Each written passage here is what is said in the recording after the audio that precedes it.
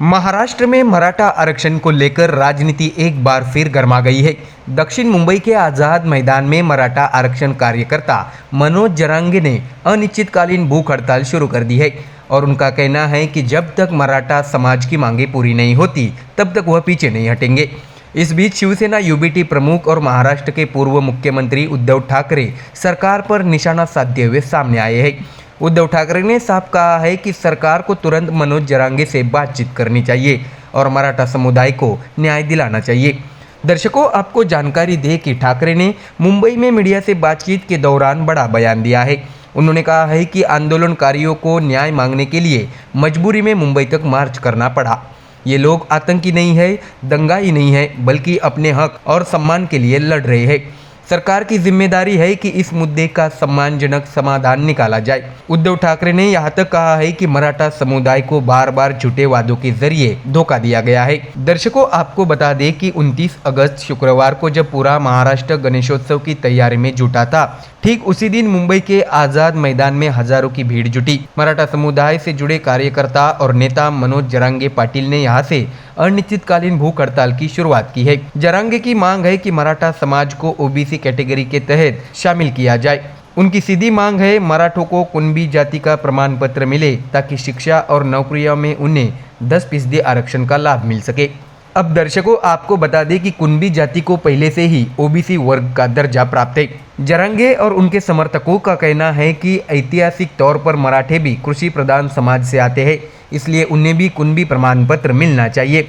इसी आधार पर मराठों को ओबीसी में शामिल किया जा सकता है, लेकिन मामला इतना आसान नहीं है, क्योंकि अगर मराठों को सीधे ओबीसी में शामिल किया गया तो पहले से इस वर्ग में आने वाले समुदायों को अपने हिस्से का आरक्षण कम होता दिखेगा। यही वजह है यह मुद्दा लगातार टकराव का कारण बनता जा रहा है। उद्धव ठाकरे ने इस मौके पर सरकार और खास तौर से उप मुख्यमंत्री एकनाथ शिंदे पर भी हमला बोल दिया। उन्होंने कहा है कि जब शिंदे खुद 2.5 साल तक मुख्यमंत्री थे तब उन्होंने मराठा समाज को न्याय क्यों नहीं दिलाया। उद्धव का कहना है कि यह मुद्दा कोई नया नहीं है, बल्कि सालों से लटका हुआ है, लेकिन बार बार सिर्फ वादे किए गए और मराठा समाज को धोखा दिया गया। मराठा आरक्षण की मांग महाराष्ट्र की राजनीति में कोई नई नहीं है। 2018 में देवेंद्र फडणवीस सरकार ने मराठा समाज को सामाजिक और शैक्षणिक रूप से पिछड़ा वर्ग घोषित कर 16% आरक्षण देने की कोशिश की थी, लेकिन मामला सुप्रीम कोर्ट तक पहुंचा और वहां से आरक्षण रद्द कर दिया गया। तब से लेकर अब तक यह मुद्दा लगातार राजनीतिक और सामाजिक संघर्ष का विषय बना हुआ है। दर्शकों, आपको बता दें कि जरांगे पाटिल इस बार अपने आंदोलन को आर पार की लड़ाई बताते हैं। वे साफ कहते हैं कि जब तक सरकार मराठों को कुणबी प्रमाण पत्र देकर ओबीसी का दर्जा नहीं देती तब तक यह आंदोलन खत्म नहीं होगा। बता दें कि आजाद मैदान में उनके साथ बड़ी संख्या में महिलाएं, युवा और बुजुर्ग भी मौजूद है। जरांगे का कहना है कि यह आंदोलन शांतिपूर्ण रहेगा, लेकिन अगर सरकार ने जल्द कदम नहीं उठाया तो स्थिति गंभीर हो सकती है। ऐसे में दर्शकों, अब बड़ा सवाल यही है कि आखिर सरकार इस पर क्या रुख अपनाती है। क्या वाकई मराठों को ओबीसी के तहत आरक्षण मिल पाएगा, या फिर यह मुद्दा एक बार फिर सिर्फ राजनीतिक जुमला बनकर रह जाएगा।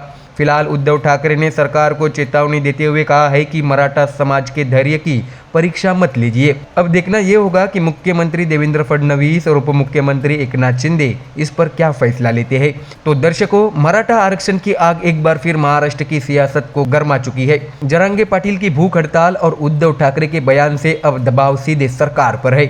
क्या इस बार मराठा समाज को उनका हक मिलेगा, या फिर ये लड़ाई और लंबी खींची जाएगी? यही है सबसे बड़ा सवाल। तो दर्शकों, फिलहाल इस खबर में इतना ही। आगे की हर अपडेट आपको हम यही देंगे। आप देखते रहिए MDR न्यूज़।